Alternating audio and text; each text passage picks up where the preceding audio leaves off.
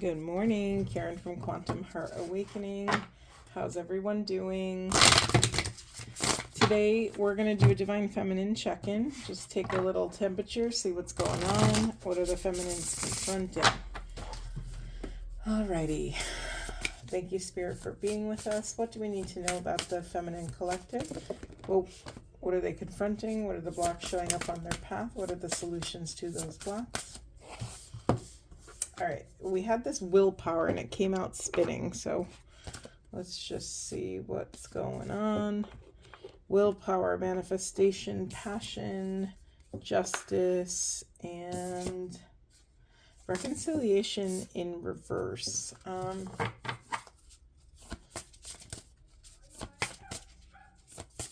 Anything else, Spirit? Anything else? We have a flipper, dreams. Dreams came out yesterday in the Twin Flame reading. Different decks, but same messages here. Okay. I'm not going to take reversals in this reading. It just doesn't make sense to. So we're not going to do it. Okay, let's check the unconscious position. What do we got? Truth. Truth in the reverse. But we're not going to take reversals. So yeah, what truth are you pushing into the shadows, feminines? What truth are you unwilling to believe, unwilling to accept? Is there something here that is there something you're avoiding? Is there some sort of, this could be your truth, this could be someone else's truth, this could be the truth of a situation. You're being called to greater authenticity, to come into your pristine essence, and we can't do that without bringing all of the truth into the room. Okay, let's just lean into this reading. Okay, feminines, you're being asked to really work on your endurance and your discipline, to have enough willpower to take your purpose, your mission, your desires over the finish line. You're being asked to stoke the embers of your passion long enough so that your manifestation can actually come in and give you the justice that you may or may not have been waiting for. There's something here about not waiting for justice, but to actually create it for yourself. And when I say justice, I'm not using it in a loaded fashion. I'm not using it to in a way that's like lower frequency and getting what you think you deserve. No, the scale of justice is just a temperance card. It's bringing balance to imbalanced parts of your life. Again, I mean, this came out in the Twin Flame reading yesterday. Something in dream space is going to help you reconcile something. Reconcile an idea, a relationship, an awareness. It's going to give you the missing piece of the puzzle that will help you bring this balance into fruition. I just realized my AC kicked on. I hope it's not too loud. I hope you could still hear me. I'm just going to keep going. Okay, beautiful. Do we want more about that reconciliation? Nope, we're going to surrender and trust that it'll show up if it needs to. I'm going to use this deck. I don't know why. It's a very small deck, but I always feel called to it. Okay, Spirit. Can you say more? Thank you. Can you say more, please?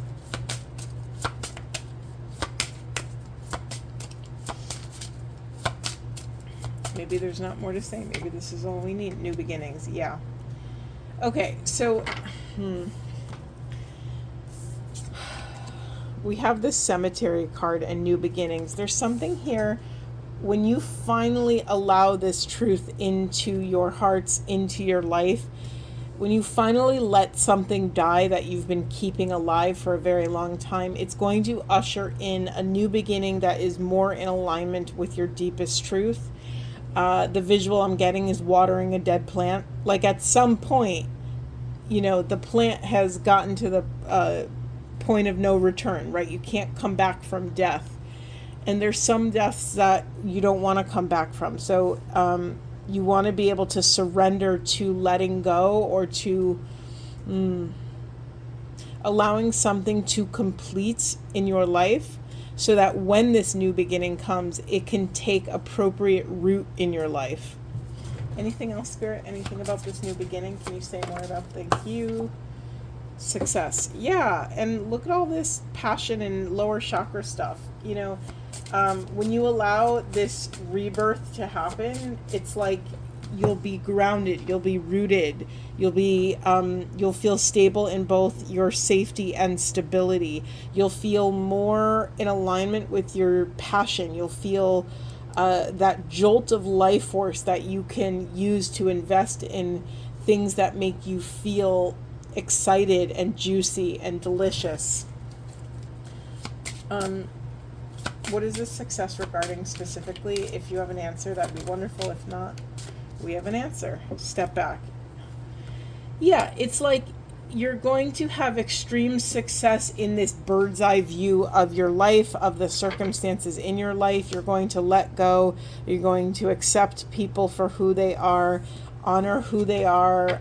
What's that great Maya Angelou line? Believe people when they show you who they are the first time, right? There's something about no longer making excuses for yourself or others, to really, allowing the sun to set on certain areas of your life, certain things that you've kept alive for a very long time. Maybe it's stories, maybe it's limiting beliefs, maybe it's fears, but you're really understanding how keeping this dead stuff alive or putting energy into it is actually slowly diminishing your own life, slowly taking away and stealing from your own life force, which you need because you have a beautiful long life ahead of you. Anything else? Companionship. When I said that, the card popped out, a beautiful long life ahead of you. Yeah, and also, like, I hate when people use this phrase because it's used in annoying ways, but moving on to greener pastures, by greener I mean resonant. You will move on to have resonance in your life, and when you actually get a taste of resonance for the first time, you'll be amazed at how fast things start to happen in your life. You'll have maybe the partner you've always wanted. You'll collaborate with people that have similar values and a mission to yourself, so things are easier. When you're in resonance, it's not an uphill battle. You're able to flow sort of downstream and cruise. You'll be able to cruise. And when you're cruising, when you have that sort of amount of ease, flow, grace, and surrender, it will liberate all of that life force that you were using to control and to force, the round peg in a square hole. You'll be liberated and almost have like this secret stash of extra energy to put towards your creations, whatever that is for you. We have duality and we have power. Yeah. Oof. It's not an accident that duality kind of came out under the justice, under the temperance. Part of what we're doing here on this path of inner union is to honor our duality and non-duality, to honor our non-dual existence while also honoring the limitations of our finite physical vessel. It's a really hard thing. This is what the transpersonal experience is about. This is why I call myself a transpersonal educator and oneness initiate. I'm here to initiate oneness, the reference point of oneness in this grid, to wake people up to unity consciousness, to Christ consciousness, to the fact that we breathe as one, that if there's suffering anywhere on the planet, it is our suffering. There is no other. So when we harm the planet, nature, one another, getting emotional. Oneness always gets me emotional because it's a profound thing. It's really difficult to support people, it's not difficult to support people. It's difficult for the body to integrate, to be the grand vessel or stage in which this dual, non-dual existence sort of plays ping pong with each other. It's very difficult. When you're in one, you get ripped from the other, and then when you're in the other, you get ripped from the other, and then it's this sort of recalibration of honoring this sort of infinite truth of this infinite existential truth in this very seemingly small life. Like when you recognize the bigness of your physiology, of your energy, when you realize and understand and embrace the actual power that you have, sometimes the vessel cannot hold that, right? So we need to get it in bits and morsels and teeny tiny bite-sized chunks. Yeah, in the I'm cracking up. In the unconscious position, we have awakening. You are awakening divine feminines to this like greater truth. You're able to hold it. You're going from integration to embodiment. You are approaching embodiment and being able to live life embodied, meaning fully present in mind, body, spirit, with an expanded container to hold the full spectrum of truth. It's a really overwhelming thing. It's a really profound thing, and it's most likely going to change your life in incredible ways. But remember, this is what's in the unconscious. This is what we might be pushing away, because what's the fear? The fear is that if we fully embrace our true power, then what? What's going to happen? Then our entire lives are going to change, and we have to be different people. We have to show up in a different way. We have to have more compassion for people that don't have compassion. We have to take accountability for things maybe we were sweeping under the rug, right? This awakening, feminines, is going to change. It's going to make you it's going to be an unavoidable responsibility. But what you don't know yet is with that responsibility comes a lot of joy and ecstasy and beauty and bliss. Okay, wonderful, wonderful, wonderful. Where are we going, Spirit? Where are we going? Yeah, animal. Thank you. Let me do a quick little shuff. Oh God, this deck is ginormous. It's huge. Look how thick this deck is. It's wild. Okay, I'm going to do my best to shuffle. Anything else, Spirit? What do these beautiful, beloved, divine feminines need to know? Thank you so much. We have Bobcat Spirit, Life is a Mystery. Amen. Aho. And Badger Spirit, Be Fearless and Bold. And Seahorse Spirit, Watch and Wait. Yeah, there was a ton of patience in yesterday's twin flame reading for masculine and feminine energies. Feminines, who would you be? What actions would you take? What thoughts would you think if you knew you were supported? If you knew the universe had your back and wanted you to step into your purpose as much as you want to step into your purpose, what would those actions be? What would your thoughts be? How would you feel when you woke up if you knew that you were completely supported, that you had all the resources, all of the support, mental, physical, spiritual, all of the connections, all of the community support? What would you do? What would feel the fearless, bold thing to do? Let me just check the unconscious. What do we got? Panther Spirit, Reclaim Your Power. Yeah, listen. It's scary. It's scary to step into our power because, like I said 2 seconds ago, it's going to most likely change your entire life, change the way you relate to the world and environment around you. But you are learning how to hold your center in this flavor of chaos, to surrender to the mystery, and not just surrender in a meek and mild way, but to make love to the mystery. I'm going to tell you a little story because they're reminding me of it. I struggled to, something that I've been trying to excavate within my own experience is I wanted to get a really concrete reference point for that feeling of excitement in the face of the unknown. Instead of fear and contraction and,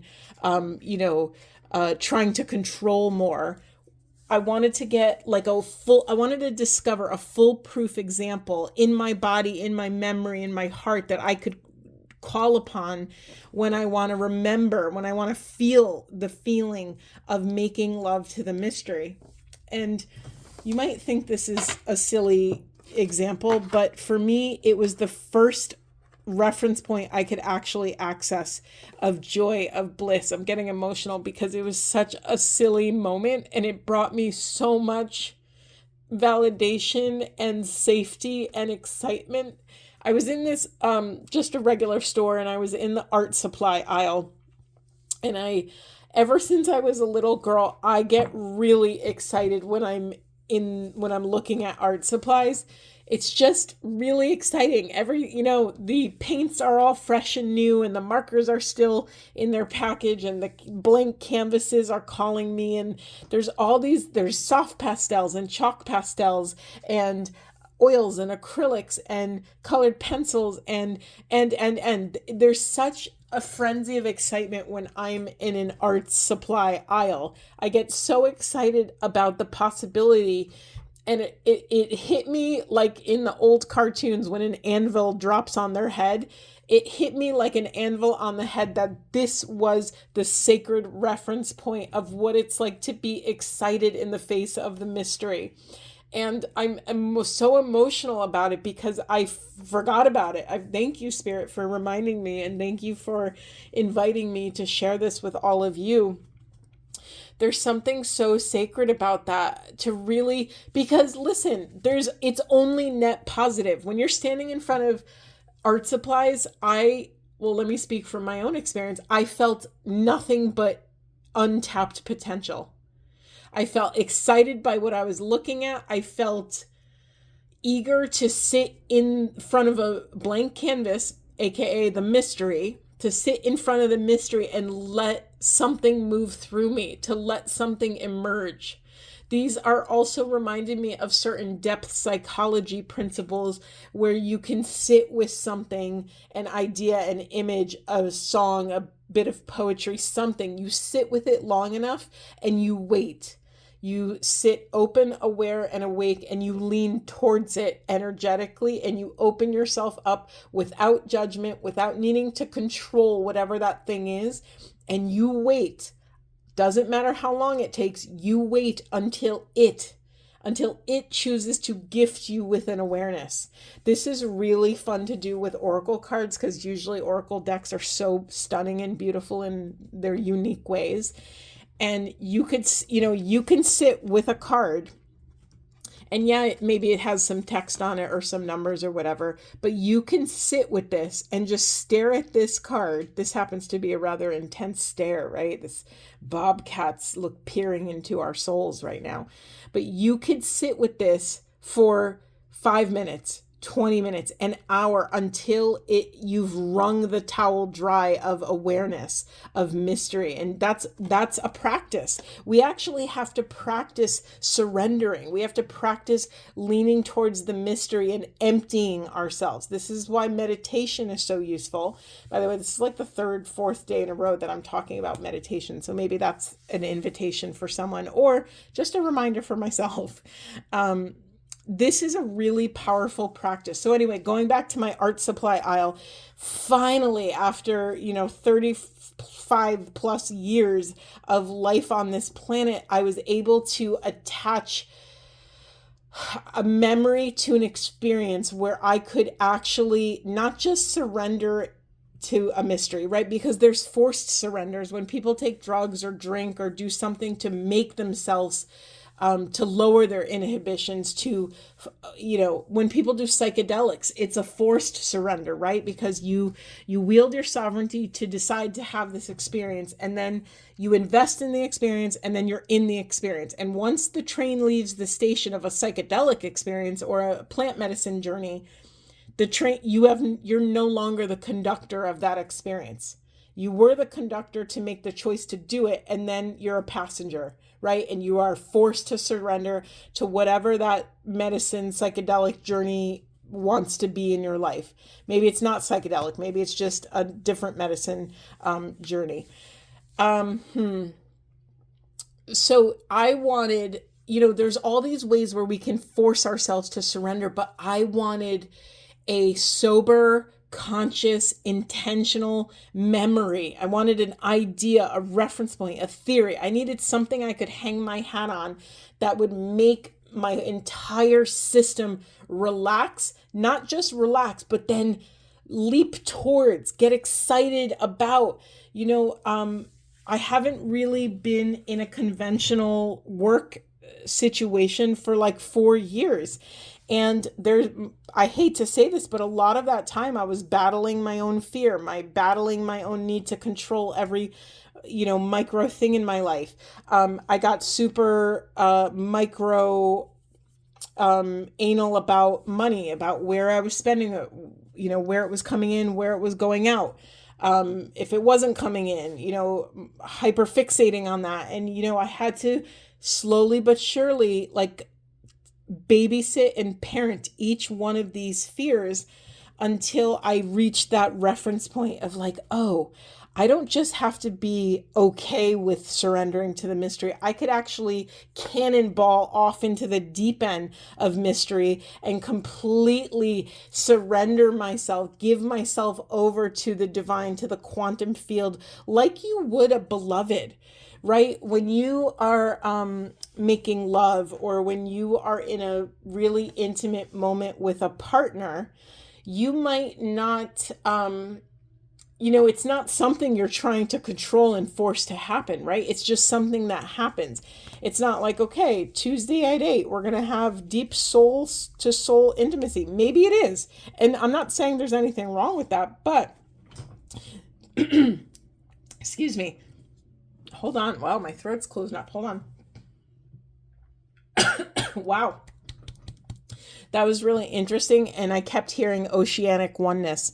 So I have a Tantra teacher that talks about this moment when you meet your partner in an intentional, intimate way, and you open yourselves, both of you, to the mystery, to emptying the vessel, to not choosing what happens in that moment, but to allow what wants to happen in that moment, to allow yourself to ride this sacred, very deeply intimate wave of oceanic oneness, that when you're present enough, you can start to track, and you could start, it's like you bought the ticket and now you get to take the ride. But in order to take the ride, you can't control every little micro thing of it. You just have to surrender to the energy. It's like listening to a beautiful song. It's like, you might turn on the radio and you're hearing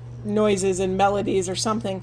But when you give yourself over to the music, when you let yourself get lost in the music, and you have that moment of transcendence where you're not really there anymore, you are somewhere floating and dancing in the ether. I don't know why this is so moving to me, but I'm feeling it as I'm saying it.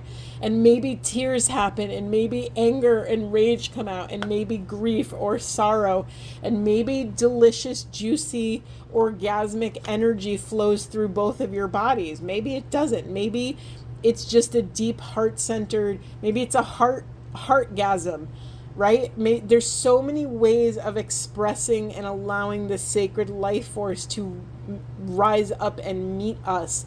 But we have to do our job of meeting that energy halfway.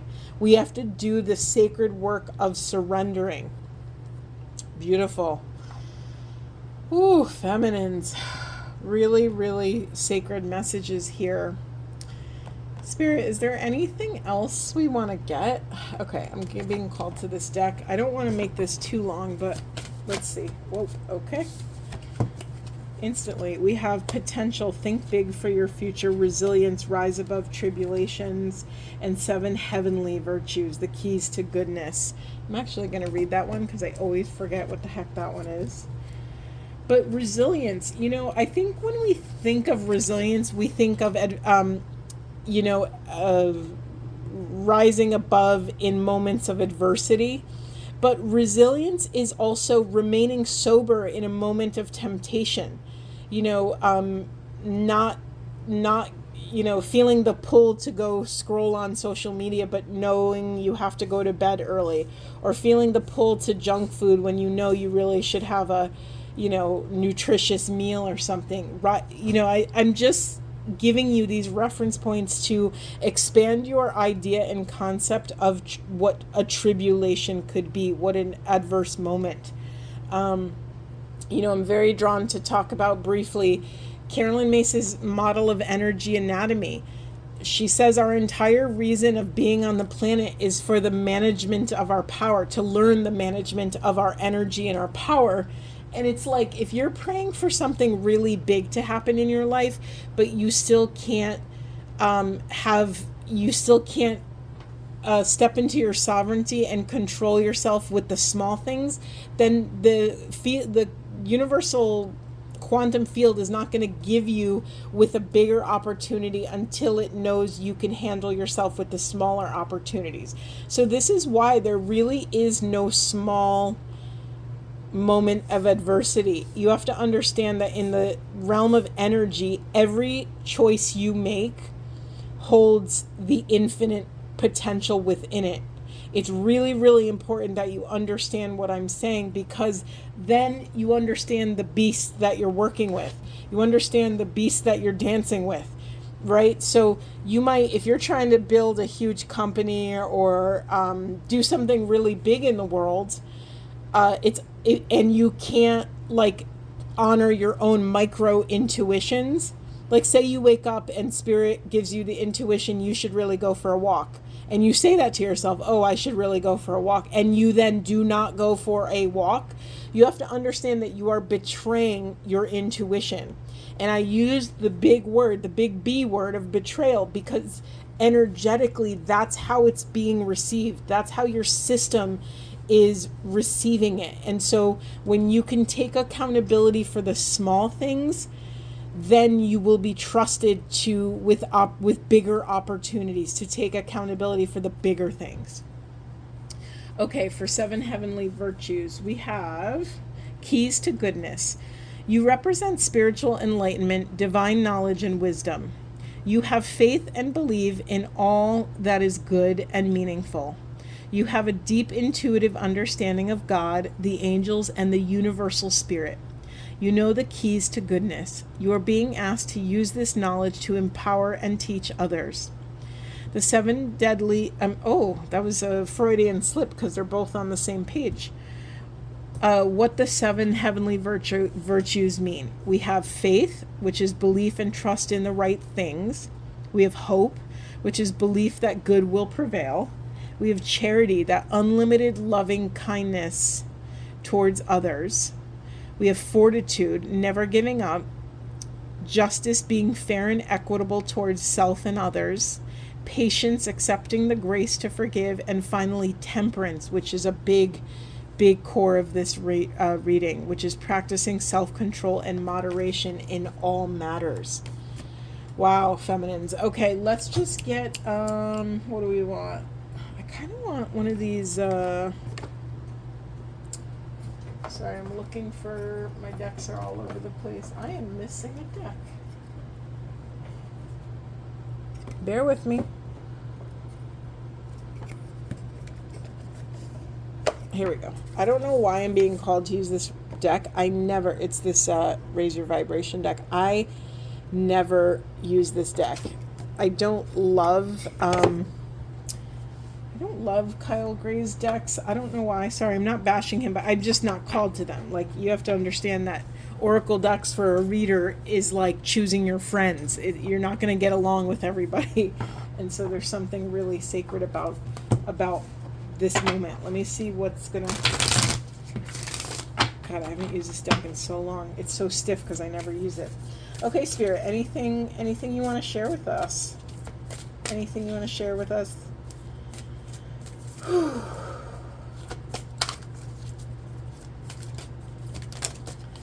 Okay. We have, I make way for miracles. Facing my shadow removes darkness from my world. Freudian slip, I said my world, but it's the world. Believing is seeing. Yeah, wow. This is a call to greater accountability, feminines. When you can reclaim your voice, your power, and your truth, you take away the power that you drain, the power that your shadows and your pain and your insecurities have over you. When you could step into that, grounded in your faith, when you can believe before you see, the believing will usher in the proof, will usher in this new way of existing in the world. We have to remember that the realm of 5D comes before 3D, meaning anything that shows up in 3D reality first started as a thought form, as an energetic form of some sort. So we have to appropriately honor the order of operations. So it's not about waiting to see proof in your life to then take the action. It's trusting in your intuition that if you are called to something, if something excites you or interests you, that it is safe to lean towards it, because that will usher in the very experience that you were craving or needing in that precious moment. But it has to start with you. What did I say earlier? That you have to rise to meet the mystery. You have to, it's 50-50. You have to meet the mystery halfway. You have to meet the quantum field. I'm just laughing because I so deeply also need this this advice. I just got thrust into my human for a second and was just laughing. I'm like, of course the divine feminines are getting this message. And then I make way for miracles is really trusting in something higher. Again, that you actually believe that you are worthy for a miracle to happen. When you, what's that great quote? When you start recognizing the realm of magic will recognize you. It's like once you drop the veil and really choose to see the magic in the world, magic will start flowing through your life. It just happens every single time. I feel like getting something else. Is there anything else you want to share, Spirit? Feeling like there's something on the tip of your tongue, Spirit, that you want to share. Oh, okay. My sexuality is sacred and my aura is magnetic to golden opportunities. Yeah, I mean, it's sort of mirroring what I was saying, but also the sacral chakra stuff is very interesting to me. We have to honor that our second chakra, our sacral chakra, the seed of the soul, our grounding to our creative flow. It's like, I don't know why they're giving me the image of tapping a keg.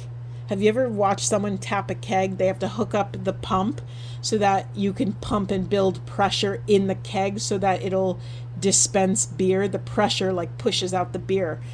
But tapping a keg, it always looked complicated to me. I've never done it, but I've seen it done many times back in my earlier days.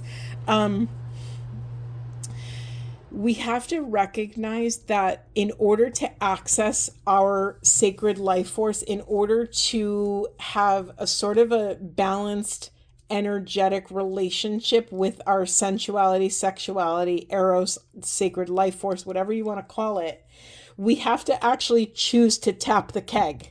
We can't just say, oh, like, I'm going to wait till someone hands me a drink. Like, no, we have to go to the keg and like either ask for a drink or get our own drink. And we can't do that without tapping the keg. If someone brings a keg to a party without a tap, it's useless. You can't get the liquid out of the keg to serve, your party goers.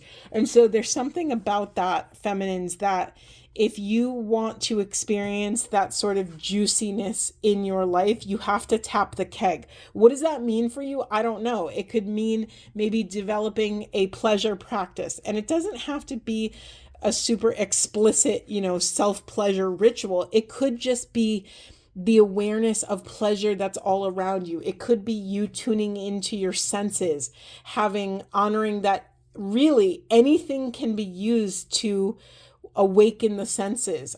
A cool breeze, child's laughter running by, and it opens your heart.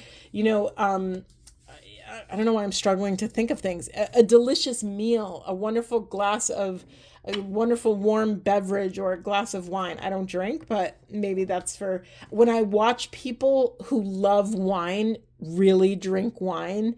It's like they're making love to that glass, and they're like feeling the chew and all the notes, and their senses are awake to what that what went into that glass of wine. And it's a very intimate, sacred experience for them, or that's what I, as a third party bystander, that's what it seems to be. And when you realize that you could actually have that experience with everything in life, it's just a matter of you choosing to plug into it. It will change your entire life, feminines. Yeah, and when you plug into this awareness, your aura will be magnetic and you will magnetize to you all these different opportunities. Because why? Because you've plugged in. You've plugged into the quantum field. You've plugged into these like delicious, juicy awareness, right? I think it's really important, especially in the United States. I've done a lot of traveling, and in other parts of the world, let me say it like this. Sexuality is a spectrum, no doubt. We already know that. But the cultural effect on sexuality, in my opinion, has been so wild. Like when I've gone and done experiences or retreats or workshops in Europe, the naked body is so normalized. It's not taboo. It's just like really basic. So they start their journey with sexuality at a different starting point because they're not ashamed. There's not all this puritanical shame that we sort of have in North America. Or you know what? Let me not bring everyone else into this. Let me just say the United States. There's so much shame, and there's so much. I think it's why there's so much like. I don't know if degradation is the right word over the human body. Like there's so much childish excitement over, nudity, when really it's just our natural form. It's like, it's just regular, right? It's just an ordinary, we all have a body. We all have different parts that look differently. And I have family in Spain and in Italy. And I remember being on the beaches in Spain when I was a little girl, and I loved that, you saw the grandmas and the teenagers and everyone else in between, showing their bodies. And like, where maybe in the US, maybe if you looked a certain way, you wouldn't do that. But I remember like seeing these, nonas with their boobs down to their waist, like just flying free. And I'm like, cool. Like it just made it so normal. And I sort of loved it because unconsciously I was getting the message like, oh, like they're shaped like that, and that's okay too. I'm getting emotional because it's such a formative experience, and it affects us so deeply, and yet it stunts our growth. I that's a personal belief, take it or leave it, but I feel like the United States has a very immature relationship with sexuality. I think there's a lot of brutality in our culture, and maybe because it's not one culture, it's a melting pot of all these beautiful things. And while that's absolutely incredible, I don't think it's actually helped our tolerance. I think we have this beautiful sacred place where really everyone is an immigrant, everyone, and we treat it like we have ownership over something, and some people are welcome and some people are not, and it's so toxic and messed up. And so that all of that sort of othering of other people also mirrors back into how we other our own sexuality and sensuality. I mean, it's a divine gift, our sexuality. It's like a sense. It's like another sense that we have to move through the world. It's an outlet for us to taste our eros and move with our life force in a tangible, concrete way. People, I think, as an energy worker, I feel all types of energy. The whole spectrum, I can feel it. But I think sexuality or sensuality is a very incredible example of one type of energy that is felt by everybody. Like if someone walks in the room and they are like really feeling themselves, and you can feel their confidence, you can feel that they're enjoying their own sensuality. And it doesn't mean that it's like a bid for affection or they want any attention at all. Usually it's the opposite. It's like wow, that person really loves themselves. You could feel it. You could feel when someone is so authentically in love with themselves, and it's freaking addicting. It's so contagious. It's like, and sometimes it's a mirror, right? Sometimes when you see someone really confident and in their glory and their beauty, and it doesn't matter what they look like. Looks have nothing to do with it. It's a confidence. It's a self-esteem. It's an energy. Sometimes when someone is really flying high and really flowing in their beauty and their bliss, it can be a mirror for us to mirror back to us where we might not have access to those things. And sometimes it's really hard and difficult to come into relationship with what it's mirroring back to us. And sometimes people shame that person because they don't want to look in the mirror and take responsibility. Like there is not this sort of self-esteem and worthiness and self-love is not a finite resource. It is abundant. It is everywhere. So someone else glowing is not going to take away from your ability to glow. The only thing that can take away your ability to glow is you. And I know that's sort of a hard truth, right? We started the reading pushing truth into the shadow. Maybe that's one of the truth. Oh my God. And I didn't even recognize that she's holding a mirror. And I keep talking about mirror reflections. So basically the name of the game is, can we make love to the mystery?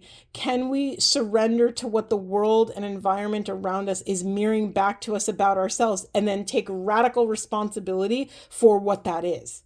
So if you're experiencing people being really angry with you, turn it inward, turn it around, be like, oh, where am I putting out? Like, am I angry? Do I have any anger out in the world? Am I showing anger to other people?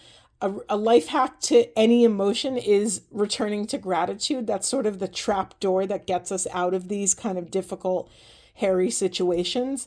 If you keep attracting the same situation over and over again, turn it inward. Be like, what is it about me that continues to magnetize these things towards me?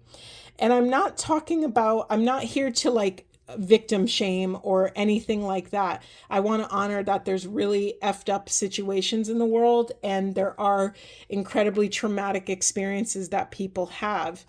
And so, be graceful, give yourself a lot of grace as you start to sort of shift your thinking about how you move through the world and what is around you, right? Because our environment externally reflects our environment internally, and vice versa. Our environment internally reflects and affects our environment externally. So we have to remember, this is the oneness piece, right? What is in one is in the whole.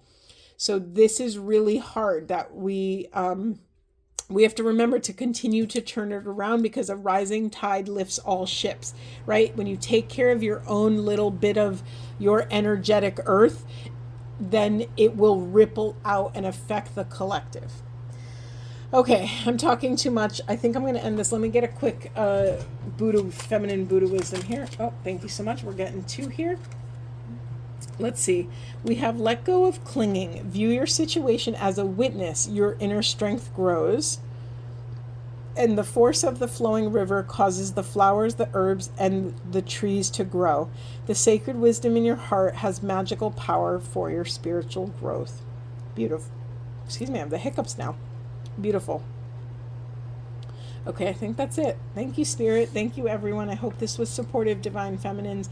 This felt like a very rich reading. I really hope you kind of save this one and listen to those pieces. There's some pretty big pillars of truth in this one. And I hope this was supportive, and I will see you in the next one. Thanks. Bye.